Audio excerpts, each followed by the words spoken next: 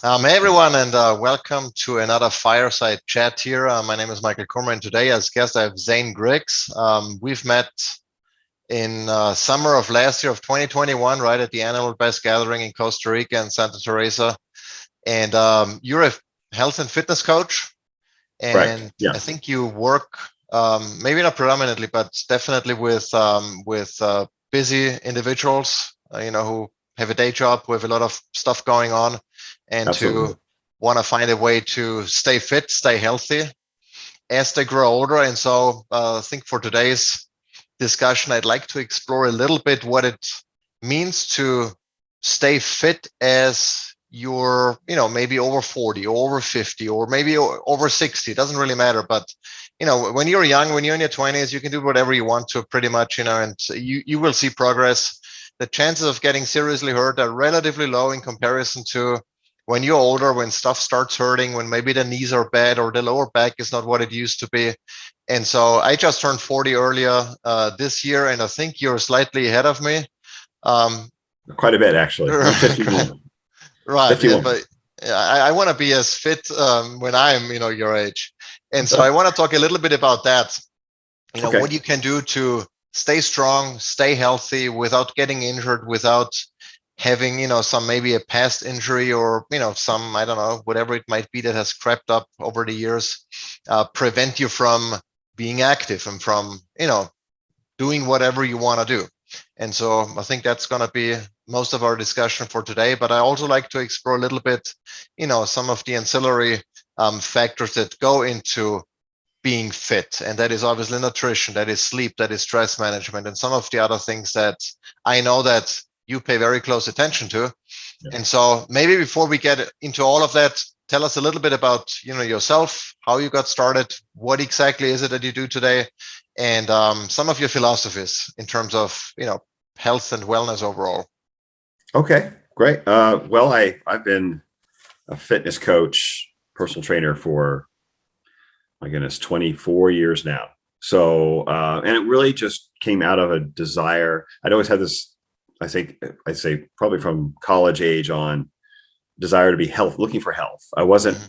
I wasn't a real competitive athlete or anything like that, but my um, exploration into health and fitness and finding the best way to eat was more of one to avoid disease, especially as I got older. And for some Okay. reason, I had this desire to do that in my early 20s. And I think Good for just you.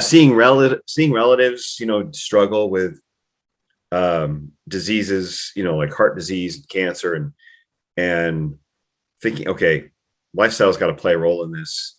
Of course, this is a little before we had everything at our fingertips in the internet. This is the early 90s. And so it was delving in, reading, books, talking to other people, experimenting, self experimentation. Um, I went the route of vegetarian for a few years. I've tried, just different, which really didn't work, didn't end well. I can tell you that. Did not end with me not feeling good, being very thin, under muscled, overtrained, because I still want to keep working out. I was working out. I've been working out at that point. I'd gotten really big in college, and um, I said really big. It was big for me. It was approaching 200 pounds at 6'2", and so and strong. But then went a different way and just started looking at what are the other options, what are the other things you can do to for longevity and to avoid disease and to stay lean. And I found myself every time I ran into a trainer, I was asking him like 20 questions. So that led me. It was like, okay, maybe this is something I want to do. This is something where I have a lot of passion around it. I have a lot of curiosity around it.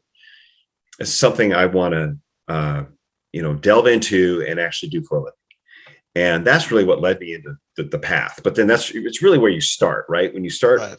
working not only on yourself, but working to help other people, there's just a lot more to learn.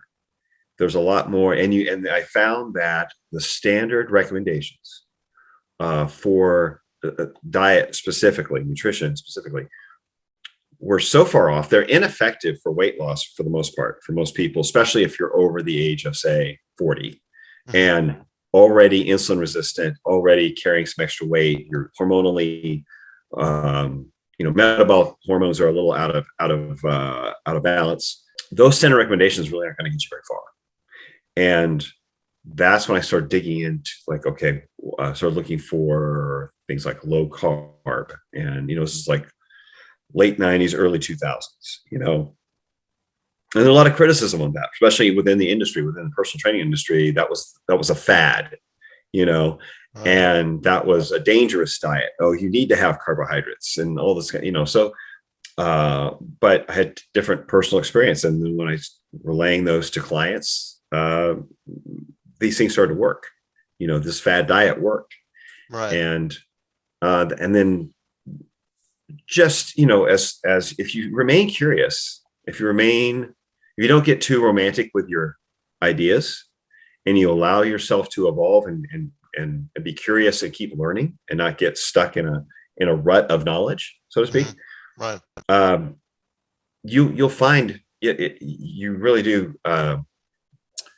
It reveals itself to you, right, in what you see anecdotally, and then what you find is since your eyes are open to it, what started coming up as far as the internet became more useful in that regard, finding research about fasting, intermittent fasting, and the benefits of intermittent fasting. And so I started playing with that probably 2010-ish, 2011, in my own life. And then so that brought me into is where we start looking, okay, let's look a little deeper. And we see, I found people talking about not just fat, but types of fats. So inflammatory fats versus, and the big fight against saturated fat, let people look closer. Well, what do these processed polyunsaturated fats do to us?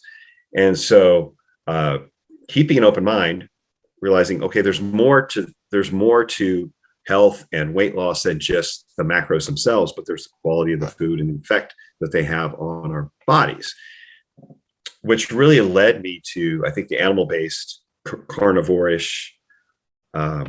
Maybe let's define real quick, for those who don't know, macros. Okay. What are the 3 macros, and what is protein, what is fat, what is carbs in terms of, what it does in the body, because obviously they do different things potentially. And right. So macros being, like you said, protein, fat, and carbohydrates. Protein being a very structural food. So it's what we make tissue out of. We need it, especially if you're working out or exercising. You're breaking down tissue, rebuilding. But we're constantly breaking down and rebuilding cellular tissue in our bodies. That slows down as we age. But that's primarily what protein and minerals are really used for: building bones, building muscle tissue, every organ tissue. And then fat being an energy macronutrient, excuse me, that is often vilified, but yet we use that for brain structure. We use that for, there's a lot of hormonal benefits to fat as well. And the carbohydrates being sort of a quick energy, we store that in our muscles, but we also,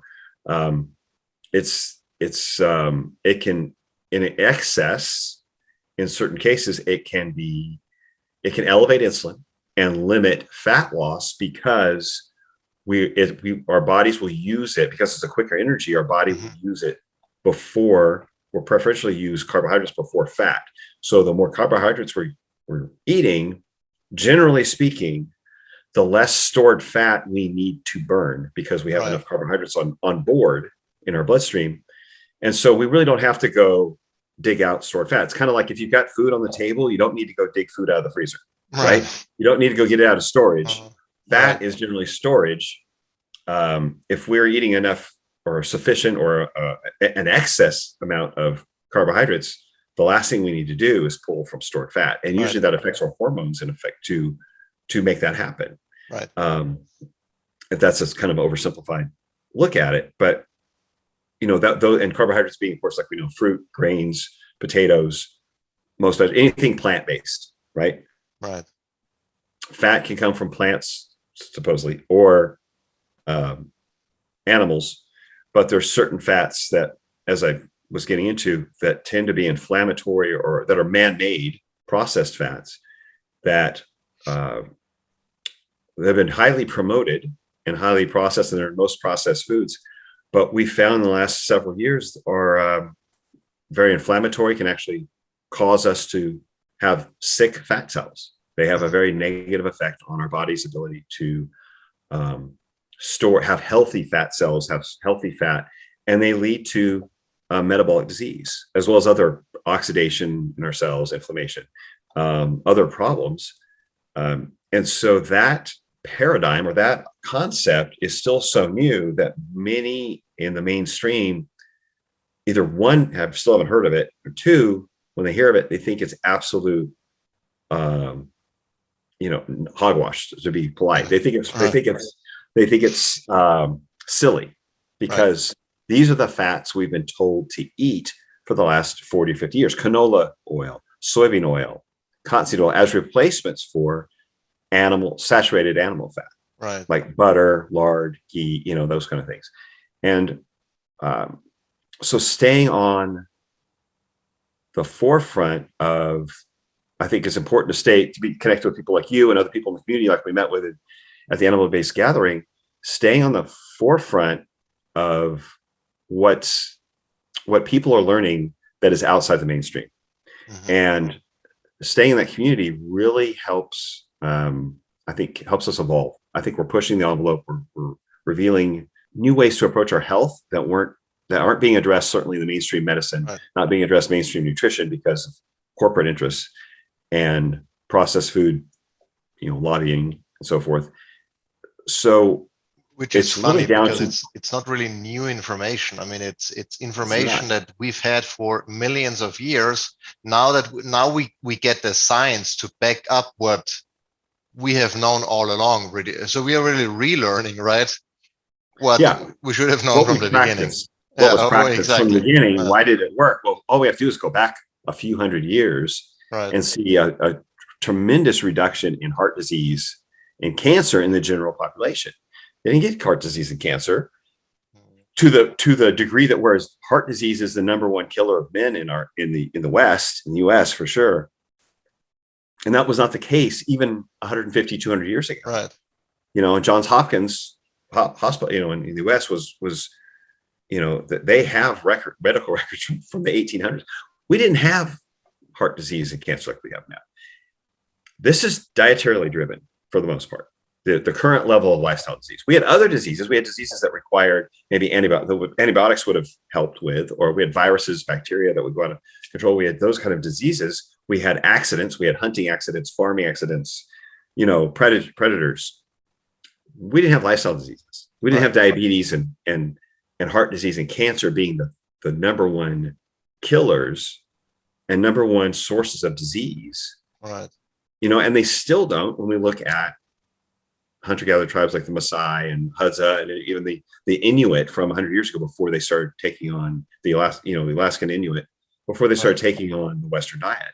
No signs of these diseases. And so when you understand that from history, you have to think, okay, what has changed? Well, what's changed is our food source since the 1900s. And since early 1900s, our industrial food, essentially processed food, that was made to be convenient, shelf stable, cheap, and very marketable, and very profitable for the people making it, to move people into cities and not living off the land, not having to rely on raising their own livestock or their own food sources. And that, if there's anything that is, changed in our lifestyle and our health, to me, that stands out as the biggest leverage point against us. The point where we really turned a corner in the wrong way, and went down the wrong path for convenience, for in a way, using food that we wouldn't have recognized as food 150, 200 years ago. I think I went way off your subject question, but that is what drives me. That is what drives my curiosity. That is what keeps me curious about learning and evolving with how to really help people live healthier, and help myself live healthier and share it. And so when we're in our 20s and 30s, we can tolerate a lot of abuse. Mm-hmm. And most of us do. Most of us abuse ourselves through the 20s, whether it's alcohol, bad food, staying up too late, overtraining if you're athletic. We just push the envelope all the time, and we don't notice the downside so much. We might notice it for a day, Right. or a morning. As you get a little older, 40s, 50s, you notice it physically for a little bit longer, a few more days, but then your blood work starts coming back with problems, and you start getting prescribed medications to manage things like blood sugar, blood pressure, gout, number of things. And you might start getting heart disease, so they put you on a statin to control your cholesterol, and they're keeping an eye on your plaque, in your arteries. You basically start paying for your lifestyle Right. as you get to that age. Yeah. And you start feeling it a little more acutely. And I've found, even as healthy as I have aspired to be, and as much as I've tried to manage my lifestyle and through diet, through continuing to move well, through fitness, there are things over the last 10 years I've had to eliminate because I found like it just doesn't agree with me anymore, or it doesn't serve me anymore, or I can't allow that much of this type of food in my life. I just don't tolerate it. So I feel better without it. Mm-hmm. And I have to, believe that's fairly consistent with most other humans, that these foods are not going to serve them as well either, with some variation, but for the most part, there's a certain foods that just benefit humans in general. And there's some gray area where some people can tolerate them, some can't for a longer period of time. But in general, as there are optimal foods, and then there are foods which cause problems. And the more we can minimize those inflammatory problem foods, the better off we're going to be. It's obviously an important factor. I mean, no question about it. But how does that tie into one's ability to remain fit? Especially as you age, right?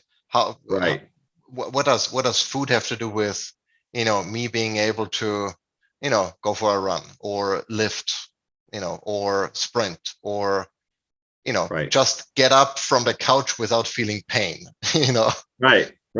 Well, it plays a big role in energy, in hormonal benefits. So insulin levels, healthy blood sugar, your body's ability to burn fat efficiently or be metabolically flexible, meaning that you can shift from burning off the banana you just ate or shifting back to stored fat effectively or fluidly without a big hiccup, without like sputtering, essentially, for energy, and feeling like you have to be constantly fed. So if you're hormonally healthy, metabolically healthy, one, that's gonna affect your blood pressure, your blood sugar being steady and level, and not going up and down and giving you energy fluctuations, fatigue, that kind of thing. Blood pressure, obviously very important for energy, for performance, and if it's too high, you're going to be very limited in what you can, in the level of physical stress you can perform at or withstand without having more problems, without having issues with your heart, with the risk for even stroke. So your energy level and your body's ability to sustain energy for a long period of time is a hormonal action. It is not purely caloric. It is driven by hormones. It is managed by hormones. It's managed by your liver. It's managed by several functions of the body that allow you to have a steady flow of blood sugar that you need, and burn fat when you need that at as appropriate for the amount of energy you're putting out. So the more intense it is, the more blood sugar you might need in the moment, for your liver to put out more blood sugar. But while you're kind of going about your day-to-day activities, or your at work, maybe if you work behind a desk or you're working or just doing stuff with your kids, if you're metabolically healthy, most of those kind of low to moderate level activities can be handled primarily by burning fat, Right. by burning stored fat without you having to eat every 2 or 3 hours. Right. And so if you're metabolic, so that allows you, one, to keep your weight in check because you are tapping into that stored fat during most of your activities. And then when you need it, when you have need for more intense activities, you'll use a little more of the stored glycogen in the muscles, the carbs that turn to glycogen that's stored in the muscles, right. or your liver will break something, break down a tissue and create more as needed. But it allows those functions, hormonal functions, to operate as they should, as they did when you were, much younger, right? And without the need of medications. So right. That's kind of maybe a wordy explanation for that, but it's far more complex than just counting calories and weight on the scale. Right. There's a lot more going on. You're not a lawnmower, right? It's a lot more than just fuel in, you burn it off, it goes away, it comes back. We are so sensitive to the food we put in our body. It's not just fuel, it's information and it's structure. Right. And so if someone's under eating protein, but they're trying to create a lot of physical demand on their body, well, they may not recover well from that physical demand because their body's lacking the structural food to replace, to rebuild. Right. Now, one question there, and then I'd like to dive more into, the mechanics of working out as you grow older. Sure. But because you mentioned protein, I get a lot of questions around, do I need protein shakes?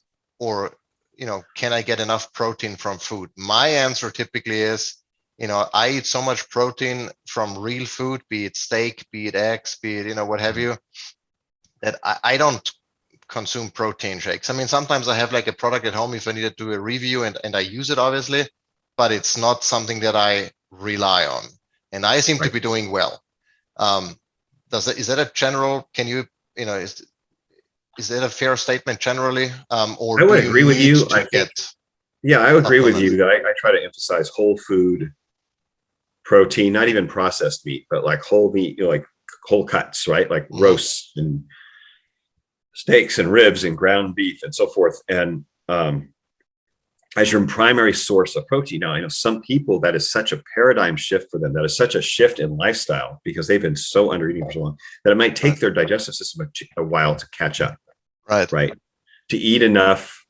Let's say if I give them a target number, it's like, hey, let's start, as if they're tracking it, let's aim for this amount, this minimum per day as a stair step towards ideal or optimal. And let's find out what works best for you.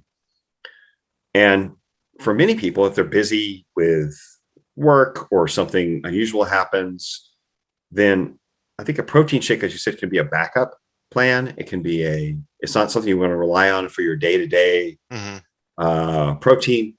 Ideal is whole food meat and eggs, like you said. But if someone has that as part of their plan or backup plan to get them to that desired number and get them used to eating that much, taking that much protein to get the benefits from it, the elevated protein levels, then okay, it's a safety net. Right.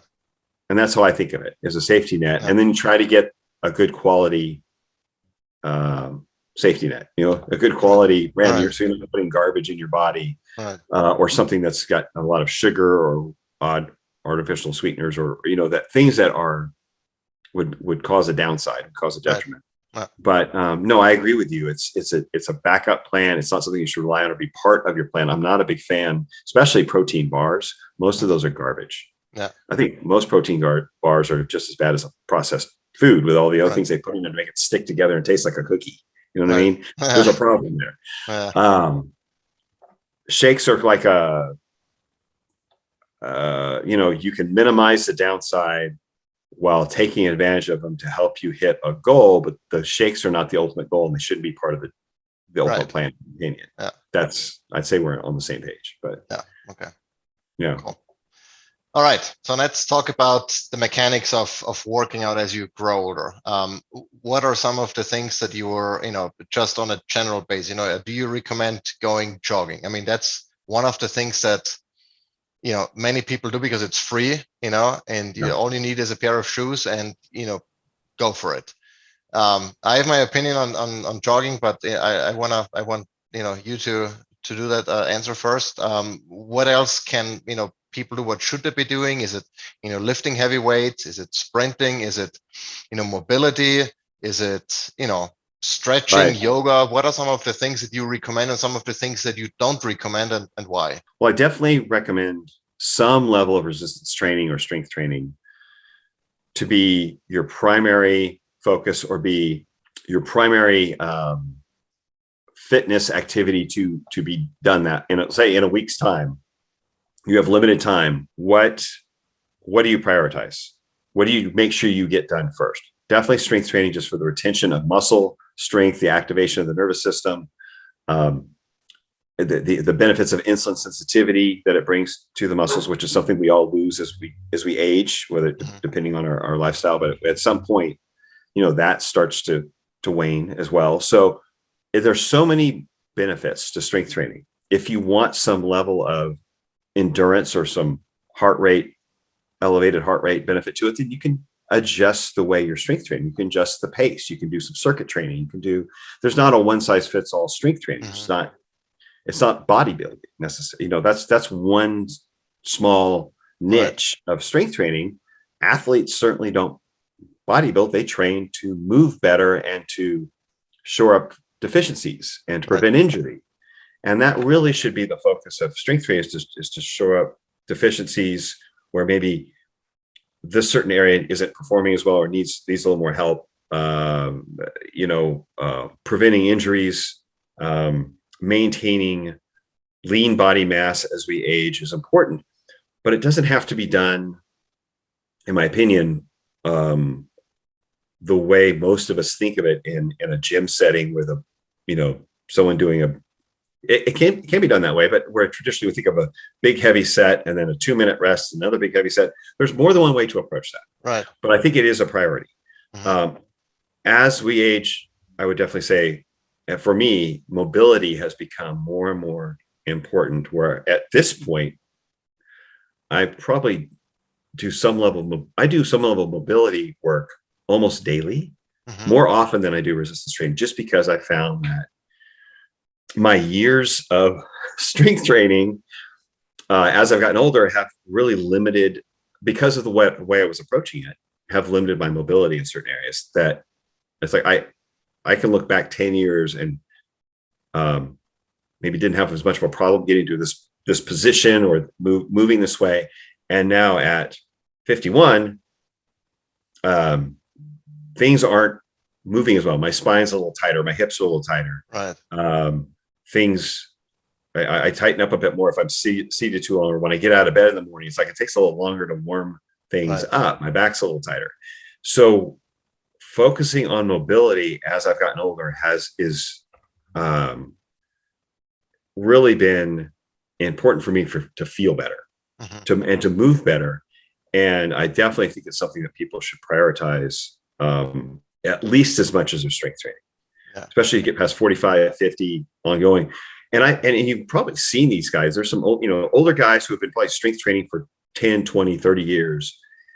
And that's all they do. They probably go from the weight room to the desk and back to the weight room a few times a week. And they literally walk like robots. Like they've just, they don't really move too well. Their hips are tight. They kind of shimmy, and their shoulders don't move too well. And they really don't move. And that's a lot of strength training, heavy work, without the mobility, without trying to move beyond the range of motion of just their strength training exercise. Right.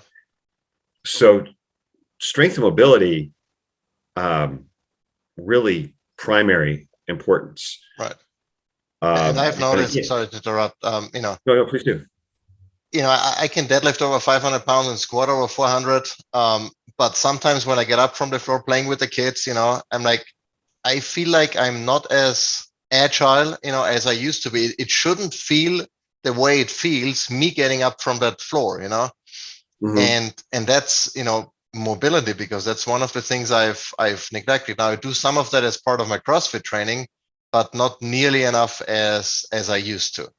And I notice that whenever I start incorporating more mobility and just making sure that I'm moving, that all the joints move in all the directions they're supposed to and have that range of motion that they should have, that everything feels better. Not only the workout and the strength training or the squat or whatever it is, but just on a daily basis, because at the end of the day, it doesn't really matter how much I squat. I'm not gonna, win any more medals, but just being able to get up from the floor, get up from the couch, get up from a chair, without feeling odd or stiff or whatever. I think those are the factors that directly impact the quality of your life, and especially as you, now I'm only 40, but what if I'm 50, 60, 70, I still want to be able to get up from the floor without, needing help from someone, because I'm too stiff, or you don't have strength in that range, in that lower end of the range.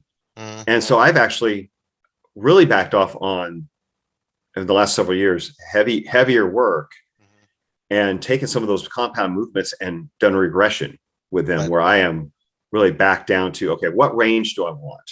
What range do I want to be able to operate this movement in? And made it more about moving my body rather than weight on the bar.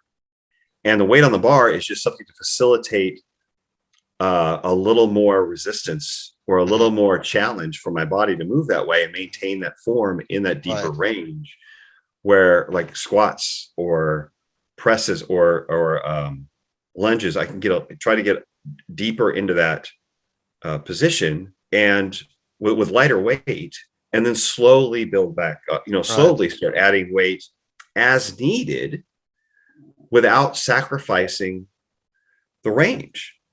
And so that allows me to move in those ranges under resistance, or even with explosively, much more effectively. If I want to go out and sprint or run with my son, or, and play on the field with soccer or football, whatever he's doing, and I can explode, pop into a quick run, and I know I can get some, or get off the floor, like you said.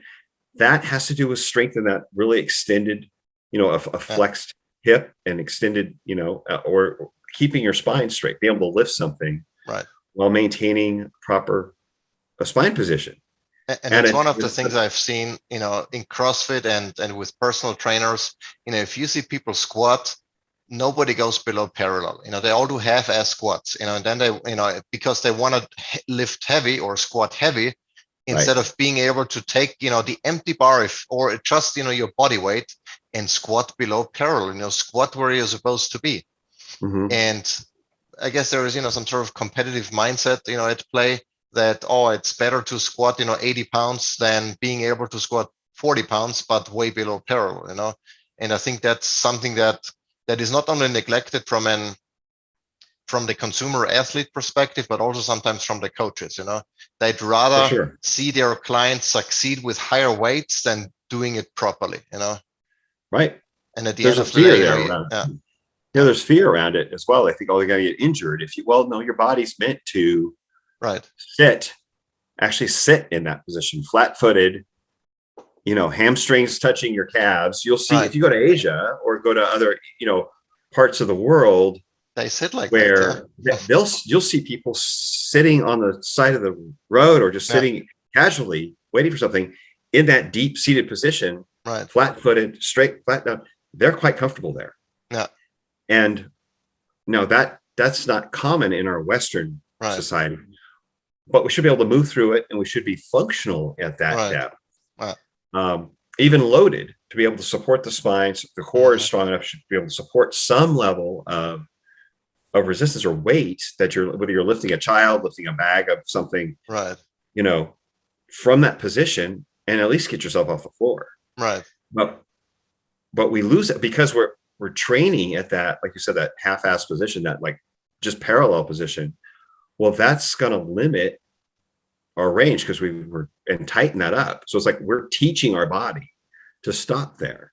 We're training our body, be overloaded very tight, and to stop there and have no familiarity below that point. And it doesn't facilitate mobility, obviously. Um, and I found I'm using a lot more resistance bands now. Mhm. So I use the big loop bands that people use for like pull-up assist, Yeah. where they loop them to the bar and they bring the Mhm. big and different gauges, but I'll use them for presses and rows and maybe even loop them over my shoulders and do some split squats or Mhm. core work with it because of the dynamic resistance. So instead of Right. having a dead weight, I can the resistance from that band actually increases as my leverage through that movement Right. improves. Yeah. So if I'm pulling, my leverage is better when my arm is pulled back here, and that's when as the band stretches, the tension is going to Mhm. increase with my leverage increasing or improving. So plus being safe that it's not a dead weight, Right. I can actually push into a deeper level of fatigue or closer to failure Mhm. with my muscles using that without fear of being stuck under a weight or fear of injury. Right. So I still use a bar and still use dumbbells or a kettle for certain things, but incorporating more bands allows me to push my limits with less risk of injury, which I Right. think is vital as we get older. We Right. still should be able to push ourselves. We still should be able to go into that deeper level of metabolic fatigue where we have lactic acid building up, where we're low on fuel. Maybe I'm like, low on energy from the whole workout. Well, I can shift into bands and I can Right. keep moving and moving it quickly, moving from exercise to exercise in a circuit, with far less risk of Yeah. injury. And if I get stuck, I just unload a band, let go of a band, drop. I mean, it's Right. easy. Traditional cardio, like you're talking about, when people go out and run, I see more injuries and more problems from that, I think, than like basically repetitive movement with impact. Right. So, and jogging is the ultimate, Yeah. Mm. epitome of that, especially in our culture. I think going out for a walk is fantastic. I think sprinting, which doesn't have the same level of pounding, is much shorter duration, is great for being explosive, Mhm. especially even as we get older. It's great for that, maintaining some level of explosiveness without having a weight to load. So you're not trying Right. to put a bar over your head or clean a bar up, make your body explode with Right. energy and at a range that is, with your hips moving, propelling your body forward. It's very empowering. I think beyond the physical side of it, I think Right. the mental part of it is that I can still get my body to move quickly if I need to. I can still get my body to explode with energy. And the physiological benefits Right. hormonally, I think it's much safer for joints than jogging, where you're kind of pounding. Right. And I think the short bursts of a higher, heart rate, the higher you're in zone, what we call zone 4 or zone 5, maybe, Mhm. or the cardiovascular zones. Most people are jogging at a zone 3, for instance. Or maybe zone 2 if they're going real slow. But most people are at a zone 3 and they're maintaining Mhm. that maybe 30 minutes, 45 minutes, long period of time. I don't know that I think there's some downside to staying in that range for a long period of time, chronically. Right. Like if you do that every now and then, that's one thing. But someone who's chronically, like 3-4 days a week, jogging, hitting that zone 3 range, for 30, 45 minutes, I think, or an hour, some people, I think as we get older, I think there's some downside of overtraining, of wear and tear on the heart, of stress on the heart, Mhm. as well as joints, as opposed to going in a zone 2 level, maybe on a bike or walking fast pace or walking Right. hills, which has no downside structurally, no physiological Mhm. really impact that would be a problem. It's really beneficial. And it definitely gets circulation going, and it's great for recovery. And then on the other side of that, the zone 4, zone 5, where you're sprinting, but it's a short duration. It might be 40 yards, could be 100 yards, could be 400 Mhm. meters, something that's short, and there's less, wear and tear. Right. I think it's easier to recover from. Mhm. And whereas leading to, as we get older, recovery being Right. much more important, Mhm. Yeah. in my opinion. Right. So what allows you to get the biggest bang for your buck, the most benefit from your exercise, and still recover from it effectively? Yeah. And I see jogging as being kind of that typical chronic jogging being deficient in the benefits versus the downside of the limitation on, or the negative effect on recovery. Yeah. Does that make? I don't know if I said that. Yeah, no, it makes sense. It makes sense. Yeah. I'm not a huge fan of. I mean, I do it occasionally. Right. If just for the sake of, typically I put on a weight vest to make it even worse for my joints. But for the purpose of, well, you're a tough really, guy, so pushing it for like, a 3K or whatever to really get my, and I'm typically then in my, 4 or 5 heart rate zone, not on my, 2 or 3. So I really push it to the limit, and, I'm done then with it, just to purposefully overload my body with something that it's, not used to. Mm-hmm. But overall, I stopped, jogging. I'd rather hop on my bike and do a couple of sprints there, or take it slow if I wanna, just recover. Mm-hmm. Yeah, absolutely. I think that's ideal. It's just it's less inflammation, it's less long-term inflammation, and it creates a short burst that we can recover from, which is what allows us to progress or improve. Right, a short bursts of inflammation or fatigue or muscle breakdown, but then rest, which allows us to recover, and that's the adaptation. I think the obsession with jogging and the emphasis on jogging, it's way overplayed. Yeah. It's really does not provide the benefit that it's been attributed to it. It's evolutionarily inconsistent too. I mean, why would humans ever jog? It's so inefficient. They either walked for long periods in search for food or shelter, or they ran after either an animal or ran away from one. There is no need to why would I jog for 5 miles if I can walk for 5 miles? It doesn't make any sense at all. Right. It certainly was a rare need, a rare occurrence that happened. It's not a day-to-day kind of need at all. Right. No, so absolutely. And if you look at the wear and tear on knees and ankles and backs from jogging, as well as the posture that tends to come out of someone pounding along, trying to trudge through this, and you'll see a lot of joggers. They're kind of hunched up. Maybe their upper body's very tight. They're not very fluid. They're kind of doing this, and everything's very tight upper body. Then they're pounding along. It doesn't. It looks painful. Yeah, and it is. So, if someone comes to you, they are, I don't know, 40, 50, 60 years old, have not worked out in forever, or maybe never in their lives, and say, they want to start doing something, what would be a recommendation? Sign up for, I don't know, Orange Theory, go to CrossFit, sign up for the local gym. What would be your number one recommendation? How would you start, without reducing the risk of injury, but still getting something out of it, and finding something that is sustainable? Because if you sign up for in January for a month or so because you want to be fitter, and then you stop, it doesn't really help anyone. So what is your?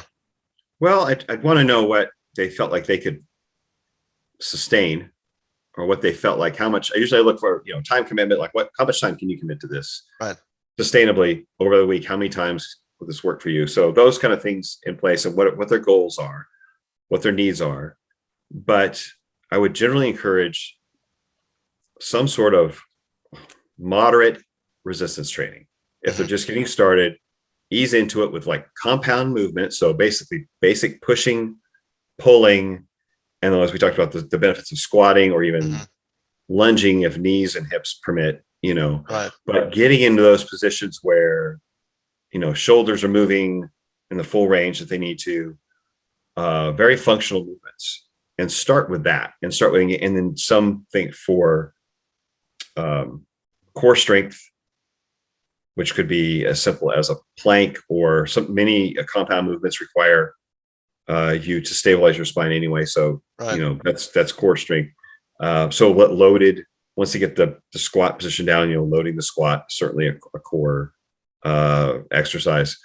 But basic, not trying to go in there. And I certainly wouldn't recommend, and not because I have anything against CrossFit, but it's not a place you start. CrossFit, I really think, is for someone who's athletically um, ambitious, you know, or going to your typical gym and finding the first trainer that's that could be very dangerous. Finding some 20-year-old trainer for a 55-year-old body, I think there's often a disconnect there because of experience and what the expectation level of what that 55-year-old can actually handle. So I'd be very careful about who you choose to help you through that. Right. You know, someone with at least some experience working, they don't have to be your age, but at least someone who's experienced working with someone your age and understands injuries. Usually by the time someone's in their 50s, they've got a few, many times they have at least one, if not more, joint problems. They've got some kind of shoulder or knee or back or hip issue that you have to work around. It's not an impediment to exercising, but it's something you have to work around. So I don't think, hate to not give you a simple answer, but I would start with very basic functional movements that require you to focus on how your body's moving, not on how the weight's moving, which means finding bands or finding cables or some very simple resistance, weight movement. So whether it's a bar or a kettlebell, but something that where your focus is not on the weight you're moving, but on how your body's moving. So you mentioned in the beginning that there were like 20 questions you asked the people that you trained with. What would be the questions that someone should ask their personal trainer to kind of figure out, is this going to work, or do I have to look for someone else?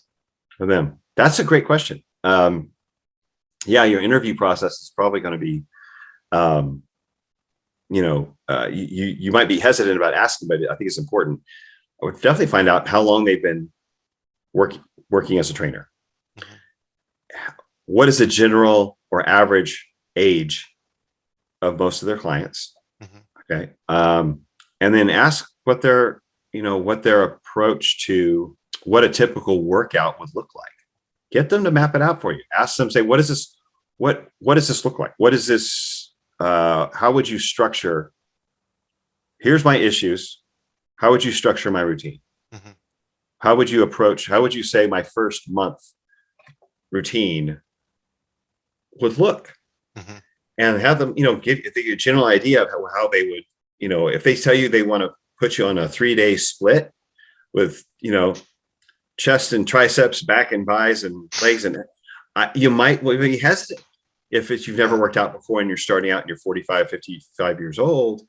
I don't know that would be the best way to approach it. I would think a full body approach to which incorporates more functional compound movements with some mobility stuff. So I think, you have to be careful of the cookie cutter workouts that you probably heard of, or that people just read about in magazines that sell magazines to young guys who want to get buff. That's not your goal, is not to get buff. And if some guy's trying to turn you into that kind of, this physique, that's probably not your goal. If you haven't worked out prior to that, you want to move better, and you want to feel better, and you want to maintain some muscle. So that would be, I would say, how long have they been working with it? What's the average age of their clients? What would their routine look like? And it should be more of something that incorporates large body movements that focus on your body. And if you don't know anything about working out, you may not know how to interpret that. But I think, if they say, I think you should be working out 5 days a week with strength training, that's a big red flag. But there's going to be young guys who think that that's a good idea, but if you're 45, 50 years old, the last thing you need to be doing is heavy strength training 5 days a week. That's my opinion. Right. And it sounds like, based on what you laid out before with, the resistance training and, like body movement, planks kind of things, you don't necessarily need to kill yourself during the workout. You're probably not going to be in the corner throwing up after a session, right? So would hope not. Right. Yeah. So this is something that, even if you're not fit, you should be able to get into without, too many issues.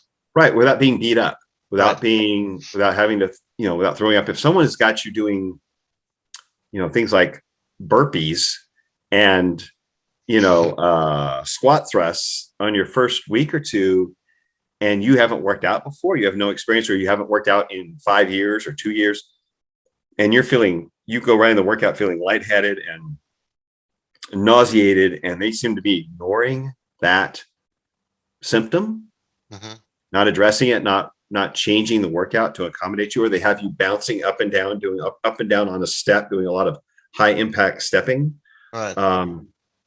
Like what you might think for a cheerleader would do, or so that kind of a gymnast might do. That's a red flag. That's a red flag that they're probably not thinking about your body's needs, because and giving you something that is sustainable. It's always going to progress, and should always think about progressing and getting more difficult. But as you start your workout, it should be something very sustainable, something that you can ease into and ramp up. You're not trying to hit the pinnacle of your fitness in the first month. And that's the thing. What I've seen again, besides the bad movements or bad movement technique, is many people try to get to a level without getting the basics first. Without, if you're not able to do an air squat, don't bother putting weight on the bar. Right. Or if you're not able to do a push-up, don't bother doing a burpee. Because the push-up is integral part of a burpee. If you can't do that, then what's the point? Right. And getting yourself like cardiovascularly wasted, is great if that's your goal, to push it that far, but there are a lot of things that come before that. Correct. That you should be able to do. And then also, if you're wasted after every workout, unless you're really mentally strong and that's your absolute goal, you're not going to be doing that for very long. It takes a certain mindset to redline, and most people don't have that, and also don't need that. Right. To be you don't need fit that to and make healthy. progress. Exactly. Right. Yeah.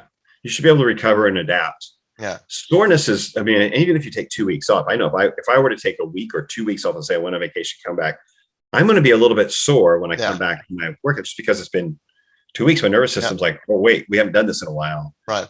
A little soreness is normal, and you certainly want to get to a point where you are breathing hard, sweating, heart rate's up through your workout.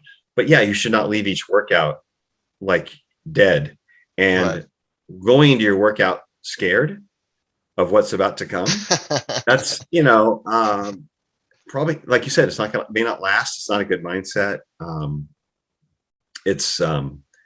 You may have someone who's not listening to you. If they're leading you through that, they're not listening to what you're telling them, or paying attention. We all want to be challenged, but I don't, there's an art to finding where that line is that you can push up against, where you are fatiguing the person, you are challenging them, you are doing enough to create adaptation without taking them over the limit where they are miserable. They're going to be in pain for 3 or 4 days.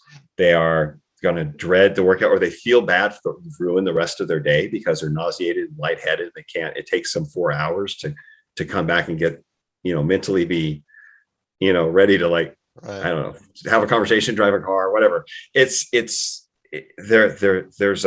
art to it.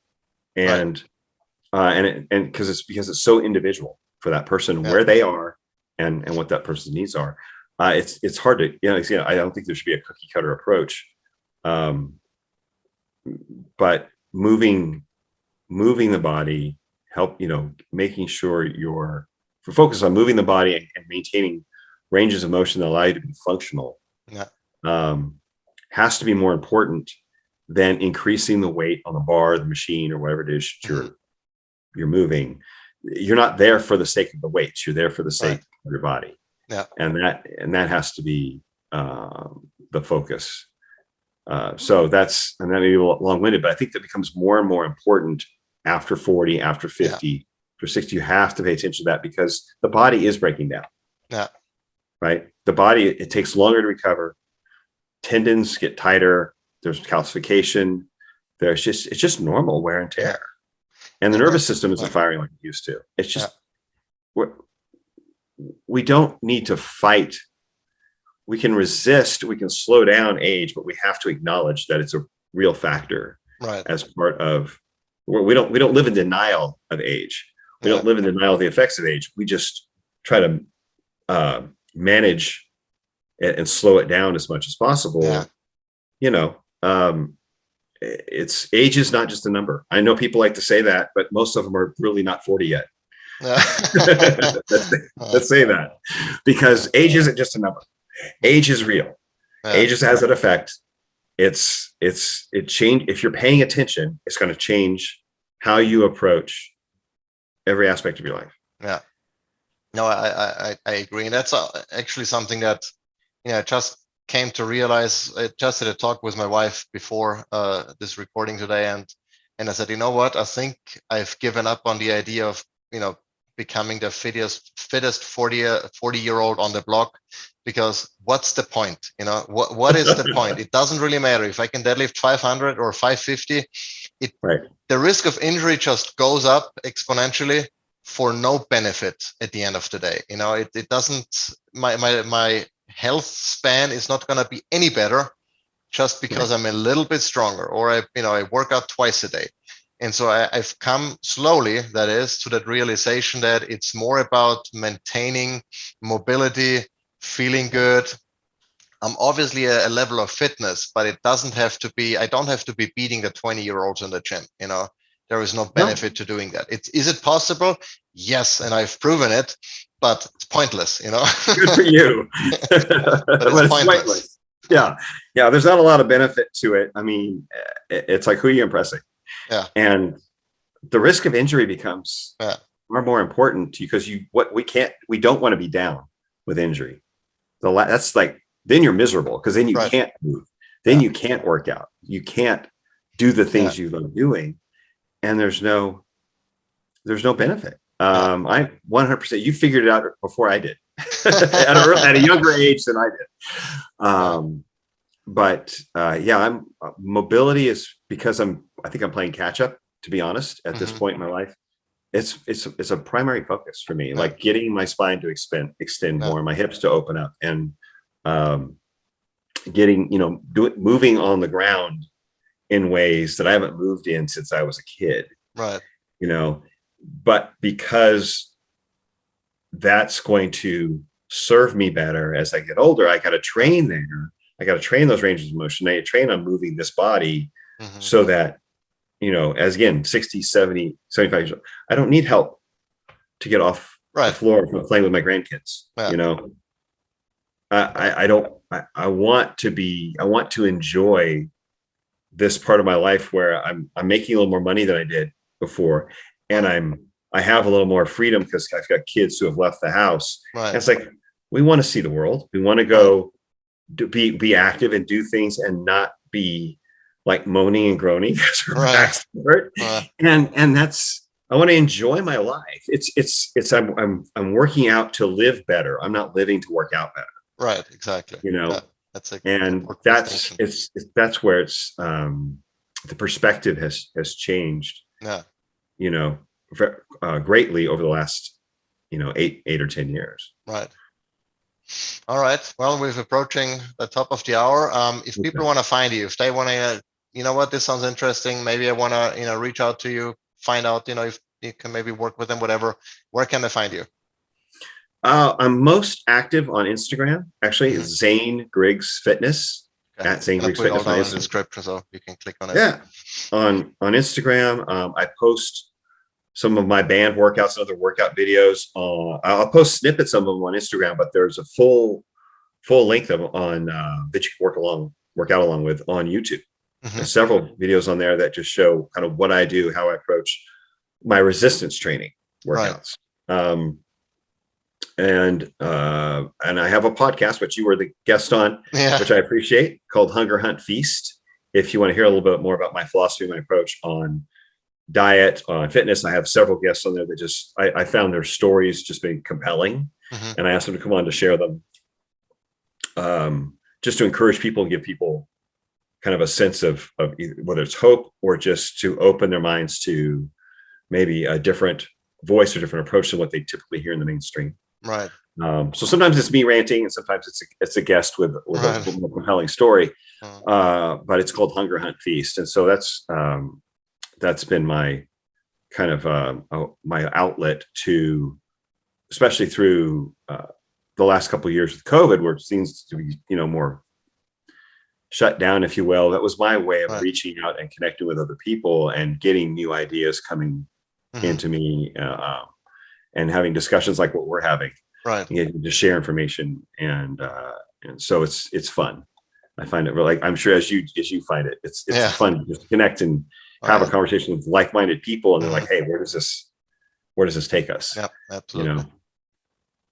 And then but you also have your coaching business, right? So if someone, and it's mostly one-on-one or remote or both, or how does it work? If someone I wants do a to little work bit with of you. both. So I have clients that I go to their homes that are local, obviously. And you're then I in, have, what's that? and where are you located? I'm in Nashville area, Oh, right. Franklin, Tennessee to be specific, but I go Nashville and Franklin, just south of Nashville, to homes one-on-one. And then I do some remote coaching as well, which is more of a weekly, either Zoom or phone call accountability. I can program workouts, but we end up really talking a lot about lifestyle choices. So, Right. Benefits of nutrition, of paying attention to sleep for recovery, and how to address that, and managing stress. I have a lot of people who just, our schedules don't match up, or they're in a different state, and they want to address a certain, whether it's weight loss or just improving their performance. Many of them are career minded. Right. A lot of CEOs and business owners who just want to keep killing it in their career, but Right. but they're in their 40s and 50s or approaching 60, and they're like, I'm starting to have some health problems. This lifestyle starting to catch up with me. So health becomes more of a priority. So we coach them in, how do we bring in, without creating a part-time job for them, of Right. food prep and all this kind of stuff, Right. and working out, 10 hours a week. How do we incorporate better fitness and nutrition choices, and prioritizing sleep and stress management into their lifestyle, so that they can continue killing it in their job, basically, and being involved with their families, and not being impeded by health problems. Right. And so So if that's someone where is a lot of interested in that, focus is. how would they send you an email or go to a web page, or? They could, my webpage is zanegriggs.com. That'd be a way to reach out to me there. Email is zane@zanegriggs.com. And like I said, I'm pretty active on Instagram. I certainly have answered messages there, and connect with people there. But I think zane@zanegriggs.com, or reach out through the website, zanegriggs.com, is probably the most consistent way. That I'll definitely see it. I'll definitely be answering those emails. So all right. Yeah. Sounds good. Well, I appreciate it, Zane. It was very informational, a lot of good content. And I'm gonna put all of the information, email, social accounts, etc., in the description down below, so people can find it. I'm also gonna link, depending on what's gonna be out first, the link to the podcast, or I'm gonna do it after the fact, so people can find that too. And with that, we're gonna wrap it up. And I hope you guys enjoyed it, and I'll see you all next time. Great. Thank you, Mike. Appreciate it. Thank you. All right, cool. Very good. Thanks so much. That was good. No, I'm glad to do it. I appreciate you introducing me to your audience and to your people. So I'm always appreciative of that. So that's awesome. Cool. That's good. So yeah, I will do more mobility. I'm looking at these. There's these people. I started looking for like Animal Flow, and I started looking at Ido Portal. And if you're familiar with Ido Portal, but he started a lot of this very, like, it's a mix of capoeira and martial arts and dance, and he started moving on the ground. And then there's these things that have generated from it, like it's Animal Flow. There's another one that's created sort of a certification or a movement around it, and it's about body weight movements. Right. And then all these people that are splintering off, and all of a sudden I'm getting the suggestions, I'm seeing online or on Instagram, and they're moving like they're muscular people, or they have a good solid athletic build, but it's not yoga at all. It's movement. It's actually like pulling their body, using movement to pull themselves, increase their range of motion. bridging, handstands, and moving on the floor, getting their spine to extend in ways that you don't typically see a weightlifter. Right. You know, and it's just opened my mind to like, oh my gosh, if I could just get halfway Right. to where they are, feel so much better, move better. Uh, And it's made me a little more excited about doing stuff, because you kind of get tired of doing the same thing all the time. So it's like it's really stimulated my creativity and my desire to challenge myself in that different way. And there's great benefit. I mean, I already feel a difference in pain, hip stiffness. So I'll send you some of the links to some of the people I'm following on Instagram. It's wild stuff, and a lot of them are younger, right? But I mean, there's still benefit to start. It's like moving this way. I mean, because the alternative is not good. It's not good. The alternative is the robot, exactly. So it's cool. All right. Cool. Well, have a good. Great. All righty. Thanks, Mike. Thank you. Have a great week. You too. Appreciate it. Bye-bye. Bye.